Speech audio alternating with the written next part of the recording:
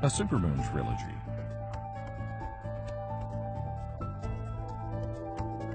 Presented by Science at NASA. Mark your calendars.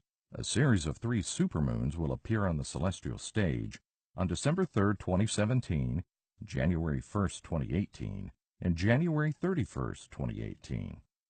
A supermoon is a moon that is full when it is also at or near its closest point in its orbit around Earth. Since the moon's orbit is elliptical, one side, apogee, is about 30,000 miles, 50,000 kilometers, farther from Earth than the other, perigee.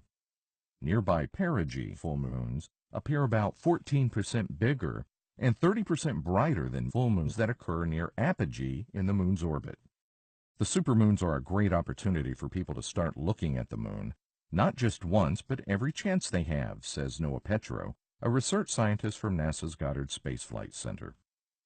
It's hard for our eyes to distinguish these small changes in size when the moon is high amidst the vastness of the night sky. But any time you catch a full moon as it rises or sets, while it's suspended low on the horizon beaming through the silhouettes of trees or buildings, its apparent size might make you do a double take. You almost feel as though you could reach out, grab the glowing orb, and drop it into your coffee cup. Even more so if it's a supermoon. If you can catch only one episode of the Supermoon trilogy, catch the third one. It will be extra special. First of all, the January 31st supermoon will feature a total lunar eclipse, with totality viewable from western North America across the Pacific to eastern Asia.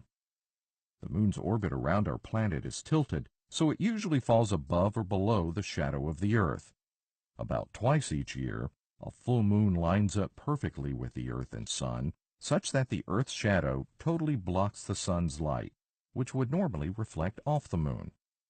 The lunar eclipse on January 31st will be visible during moonset. Folks in the eastern United States, where the eclipse will be partial, will have to get up in the morning to see it, notes Petro, but it's another great chance to watch the moon. The moon will lose its brightness and take on an eerie, fainter-than-normal glow from the scant sunlight that makes its way through Earth's atmosphere. Often cast in a reddish hue because of the way the atmosphere bends the light, totally eclipsed moons are sometimes called blood moons. We're seeing all the Earth's sunrises and sunsets, at that moment, reflected from the surface of the moon, says Sarah Noble, a program scientist at NASA headquarters. The January 31st supermoon will also be the second full moon of the month. Some people call the second full moon in a month a blue moon. That makes it a super blue moon. Blue moons happen every 2.5 years on average.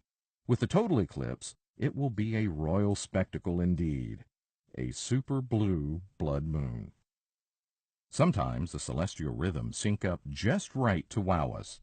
Heed your calendar reminders.